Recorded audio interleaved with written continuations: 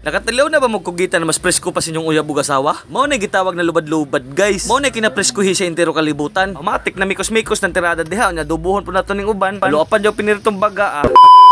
Trippings na to diha mga kajam kay maora mga dinay atong lingaw mga trippings sa mga tirada nato sa tong kinabuhi. Nya kay maayo pa nito mga trippings ba kay mga food trip man. Og syempre og si yeah baby diha di na pwede kang na sample da sayaw di taman ginawa bay. Di araw kita mo ana na lahing color no mao ni labas mo naging presko kayo gikan pa na sapa. Ay, dagat di sorry. Nahala sige magtagalog na pud ta unsaon ta maning di ira man ta kitang Pinoy kalibutan Tagalog Bisaya man jud ta. Ayan na guys sinawsaw na yung pugita. Yan ginaganyan yung tinatawag na ginulat ba? Pinakurat pakuratan ra magunis Bisaya guys. Gugulatin ba ganyan? Ha, ganyan.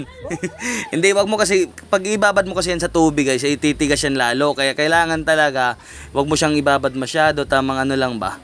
Tamang saw lang, ayan. Tapos papakulan mo lang yan. Pero wag mong patagalan masyado sa tubig kasi titigas yan mga par. Ayan, hinaon na nga. O, diba saglitan lang. Hinaon na yan kasi okay na yan. At syempre, dance move na naman sa ating asawa kasi tapos na ang ating anak mag-dance move. Abay, dito na naman tayo sa ating asawa. Yeah, baby. Dance move ka muna kasi mayroon kang assignment. Ang gagawin mo ngayon is... Iwan ko. Hindi, hiwa-hiwain to. Syempre, adoboyin kasi natin yung iba. Gaya, yung mga trip natin. Pero hindi ko alam ba't nang gigigil tong, gigil na gigil sa ulo eh. Hindi ko alam kung anong kasalanan ng pugita, ba't galit na galit to, o gihimsan. Alam nyo ba kung gaano kalutang si ate Aaron nyo guys? Tingnan nyo to ha. Kasi inutusan siya ni mama kasi mainit nga daw yung panahon. Sabi ni mama, ibuksan mo nga muna yung electric fan, napakainit. Okay mama, kaya pinatay ko ilaw. O diba, lutang yan. Iba talaga nagagawa ng kakaselfone. Yan yung sinasabi ng mga nanay, nakakaselfone mo yan. Siyempre yung nang gagawin nila Airmat, si pinutol-putol mo muna itong mga lawig-lawig. Ayan, yung mga ano niya, mga hands. Putol-putulon yan kasi yan yung piprituhin. Ayan, hiniwalay muna, tanggalin yan. At yung ulo naman, yun yung adobuhin. O diba, nakikita nyo, pinag-segregate niya, pinahiwalay-hiwalay niya. Tapos nilagyan ng paprika, ayan. Pagkatapos siya maglagay ng paprika, syempre naglagay na siya ng ground pepper. O yun, diba? Tapos syempre magic sarap. Para sumarap ang magic sa magic ng sarap.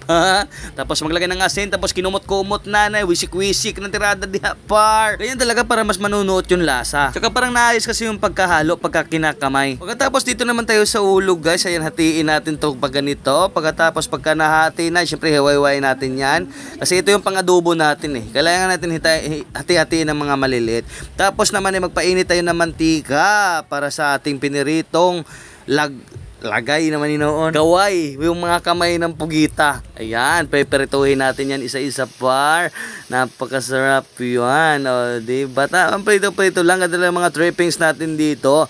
Ayan, tamang prito-prito lang. O, diba? Pagka nalagay na, mabilis na naman maluto yan kasi luto na yan eh. Ayan, bilagtad ka agad. Basta magbabrown na, okay na yan mga par. Kasi titigis din yan lalo pag na-overcook. Ayan, pagkatapos, simpre luto na yan. Maya-maya, ayan o. Binaliktad-baliktad na o. Ayan, luto na yan, diba? Napakasimple lang, napakadali lang. At napakasarap yung isaw-saw sa maraming sili. Tuyot may kalamansi, tapos may sibuyas. Sama mo yung sibuyas tsaka sili. Nako! Napakasarap yan. Ayan, luto na ang ating crispy galamay. Ayan, galamay ng pugita. Tapos syempre, magdurog na rin tayo dito ng gagamitin natin para sa adobo. Bawang, ayan, pirat-piratin lang natin. At syempre sibuyas, di naman pwede ang adobo na walang sibuyas at bawang. Talagang partner yon. Talagang kulang yung bawang pag walang sibuyas. Pagka naayos na, ayan, tamang pirat-pirat lang. Yung pinaprituhan ng ating mga galamay, syempre, yun lang din yun. Doon lang din natin igigisa itong ating adobo. Ayan, maglagay muna tayo ng bawang. Sinama ni mama ng balat para talaga. Pero guys, aminin nyo, doon sa mga nagtitinda ng mga mani, di ba parang napakasarap kainin yung bawang kahit may balat. Oo, promises. Gustong-gusto ko rin yung mga ganon. Ayan, nilagay na ni mama. At syempre, naglagay na rin siya ng luya. Pang patanggal yan ng lansa, mga par. Tapos, naglagay na rin si Mother Earth ng paprika. Yes, it's a paprika. Ang brown pepper. He put brown pepper. At syempre, andito na nga ang liquid seasoning at magic syrup. Pampalasa, mga par. Ayan, naglagay rin ng oyster sauce para talaga lasang oyster sauce.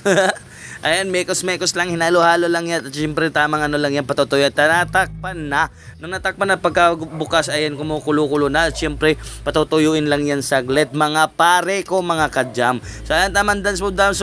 Tapos na nga si Zion, tapos na si Ate Ira. At syempre, tapos na rin si Mama. Ay, patapos pa pala, sumayaw pa pala siya. At dahil nga mayroon din tayo ditong baga na isda guys, syempre piprituhin din natin to. O diba? Tama na siguro tong ulam natin, no? Para rin kasing Kahit kakaunti lang pa, sa tama na siguro yan. Yan, tamang prito-prito lang. Baga ba to? Oo, baga to. Mas masarap din to pag pinaksiw, guys. Nakatikim na ba kayo ng paksiw nito? Napakasarap paksiw nito, mga par. Ayan, binaliktad na. Diyos mio. Tamang ano lang ba? Tama-tama sa luto. Hindi siya overcook at hindi rin siya undercook. Ayan, nilagay na sa kalduhan dahil nga'y maghapunan na tayo syempre. Hanguin na rin natin itong ating adobo na tamang tuyo-tuyo lang. Mayroon kanto sabaw, syempre yung mga bata magsasabaw yun. Habang sinasandok yung mga pagkain, tumulong na rin si Ate Ara nyo. Pinagtulungan na ng mga ilaw ng tahanan ang paglagay ng mga pagkain dito sa ating habagkapunan. Muntik na kong kinapos dun na. Ayan, tamang tulong-tulong lang si Ate Ara. Syempre si Mama na may nagsandok na rin ng kanin. Ayan, dahil Pilipino tayo, hindi naman pwede kung walang kanin. Kanin is life talaga yan, basta Pinoy. Ayan, di ba? Tamang lagay-lagay lang. At syempre tatawagin na natin yung mga kasamahan natin na, tara, kain na tayo, guys. The food is ready. The dinner is ready. Ganon. Ayan yung ulam natin. Flex natin yan. Napakasarap ng hapunan natin ngayon, mga pare. Ito na pinireto natin na galamay. At syempre, maglagay na rin tayo ng chopping board para yung guys hindi kaya ng ngipin. Abay, kaya naman ng kutsilyo yan. Iba sila laban sa ngipin eh. Mahilig din ba kayo sa mga ganitong trippings, guys? Food trip. Pero parang naisip-isip ko talaga, parang napakasarap din talaga mag-tripping sa ilaw, guys. Comment nga kayo kung ayos ba yun. Tapos ihaw-ihaw no, tapos ginilaw, tapos red doors. Nako. At si Zayo na may ayaw na tumigil sa kakadance mo. Sayo daw talaga muna bago siya kumain. Si Zayo na may hindi na problema, kayang-kaya niya sarili na, big boy na, oh. Siya na nga yung kumakain mag-isa. Sa susunod nito, mayroon na tong susubuan. Mang silos na lang to si mama niya balang araw. Ayan si Ate Arion, talagang trippings itong galamay ng pugita. At syempre pritong isda, napakasarap yan, mga pare. Tapos isawsa mo sa bagoong, no, yung pritong isda. Oh my God. Tapos may mga maraming kamatis at sibuyas. At syempre coke, hindi mawawala yan para mas masarap ang dighay. Yun lang, bye-bye and thank you for I love you, mwah.